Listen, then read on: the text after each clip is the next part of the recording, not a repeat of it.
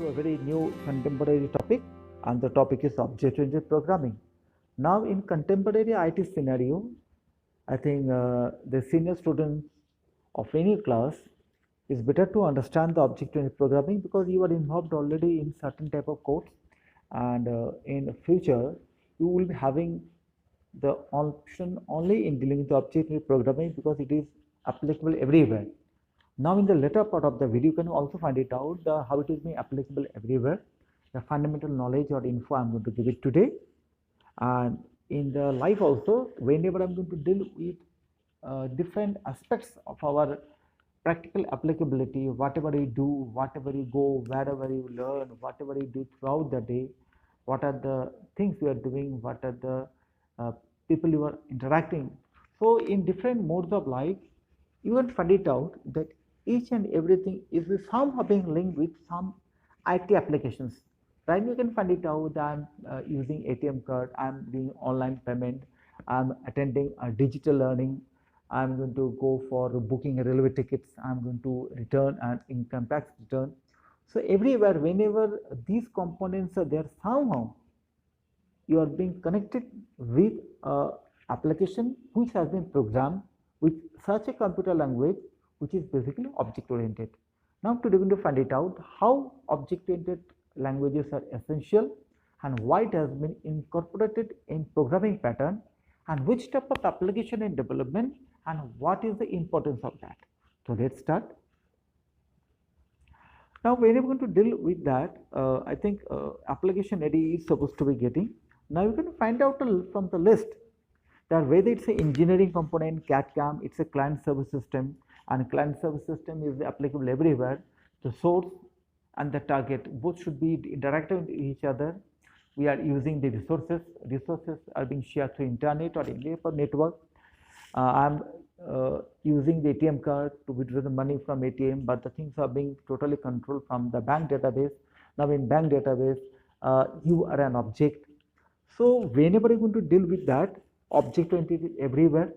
Now application area, you can find it hardly there is any place where you cannot find it out the application of these things. It may be artificial expert system, it may be office automation system, neural network, even whenever dealing with online surgery, you are dealing with it, whether I am using the generations of online report card, attending online lesson, attending online evaluation process, or whether I'm launching a rocket or whether I'm dealing with the nuclear submarine. Everywhere you can find it out.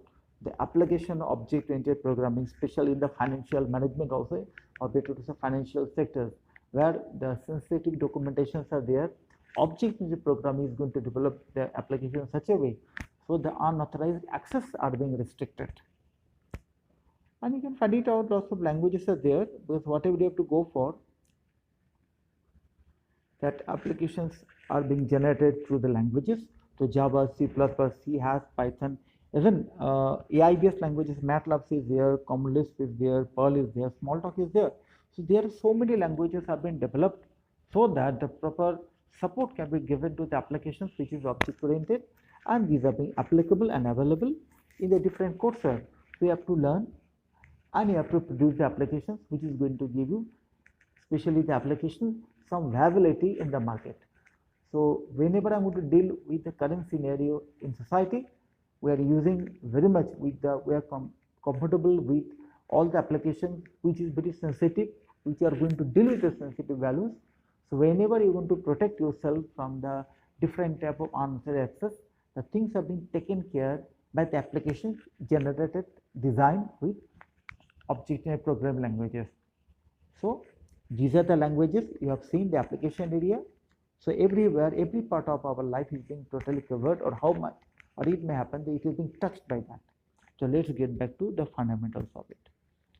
Now, before getting into that, please find it out the why it is different and how it is different from the its previous version of it.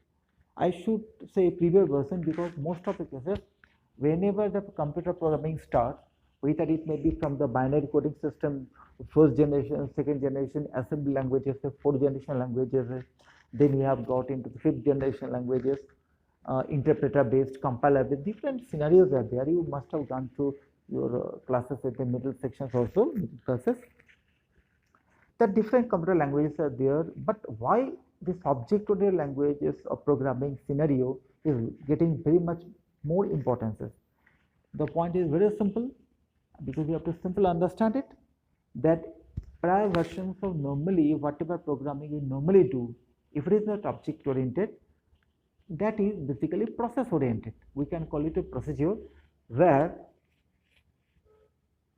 how is going to be involved very much. That means we are fully dependent on how. That means how it is to be done. That means my focus area is how. That means my process is the prime concern, rest of the things are secondary. But in object-oriented programming, what? That particular, not the process, but the object I am dealing with, that is being given the focus. And here is the difference. That is the difference how and what. In object-oriented language, I have to deal with the particular account. I have to deal with the particular transaction. I have to deal with that particular ATM card value. I have to deal with the particular roll number. I have to give importance to that particular Aadhaar number. That Aadhaar number, these components are actually being given importance rather than what is to be done. Generate a report, that's a process. But giving prior intimation to a particular roll number, that means I'm dealing with an object. So whenever any object is being given the priority or preferences, so far the program is concerned, we call it object oriented, because everything is focusing on the object itself. But whenever a process is being given the priority, then it is going to be a procedural one. That means please 22 plus 30. Now whenever I say please add 22 and 30, that means the person should have to know how to do it. But in this case, in the other case, I am not going to go for that. In other case, I am not going to go for that. I am asking what will be the output, whatever be the process, what will be the output. Now in that case, the output should be totally viable and dealt with the values, and the output is going to be an object. So whenever you are dealing with an object, I am dealing with the what, and whenever I am giving focus on the process, this is a how. Now let's get back to the certain basic fundamentals. Now whenever I am say object, now what is an object? I have to understand. Now in object-oriented programming, normally the object belongs to a class. That means there should be a particular category, and every category is having certain features. Any component or any object, anything which shows features of that category is coming under that particular category, and we should call it an object. That means if I say that banana is a fruit, now fruit is a category. Now whatever the features are there applicable for fruit, if I find it out that one of the components showing some or most of the features of fruit, I should call it is a fruit. So in case of banana, whatever is actually supposed to be there for a fruit, most of the features are available in banana, so I can say banana is a fruit. So banana is an object and fruit is a class. Same thing for the car. Whenever you go for the car is a category. The particular type of vehicle carrying persons, having wheels, run by generator or power supply, having a steering wheel or something like that, it should be run by motor. So you should call it a category. But whenever you mention any brand that this is a car, that brand should have to confirm some or most of the features applicable for that. Now parrot is a bird. Now bird is a class. Bird is a class. But parrot is having showing something or most or some of the features of the bird category. So parrot is a bird.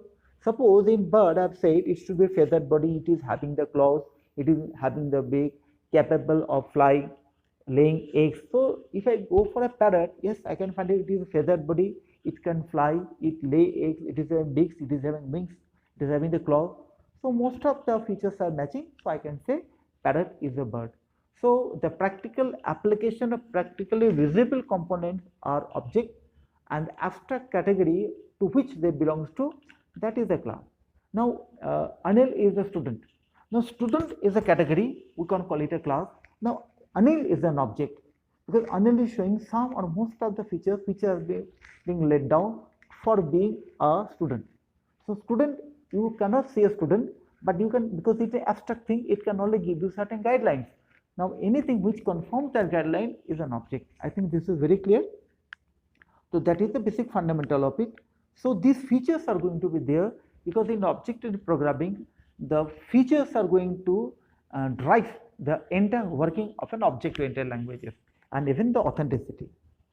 Now whenever I want to get into it, certain things are to be done. I have to find out the properties of object-oriented programming, and the basic programming objectives or the features are polymorphism, encapsulation, inheritance, data abstraction, obviously two vital component of is object and class. I think we have just discussed it, and out of these the most important thing is encapsulation or encapsulation of data or data encapsulation. Now the entire object-oriented programming is basically based its foundations on this component only, that is the data encapsulation part. They say integration of process and a component.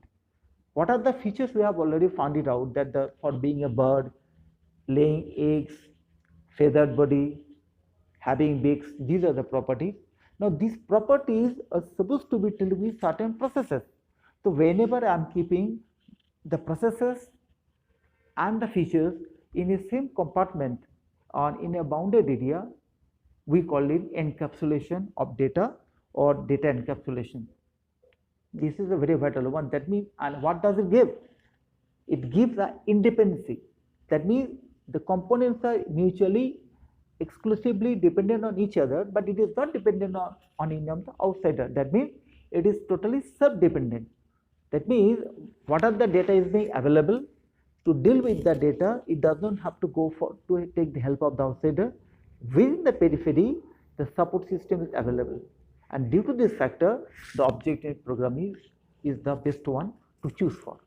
I think the things are very clear for it, that whenever I am putting the processes and the features of data in a same controlled entity, and we should call it as an entity, that means the components are being placed together, the what is to be done and with which it is to be done. That means processes are going to deal with the values, and the values are available already within the same entity peripheral area.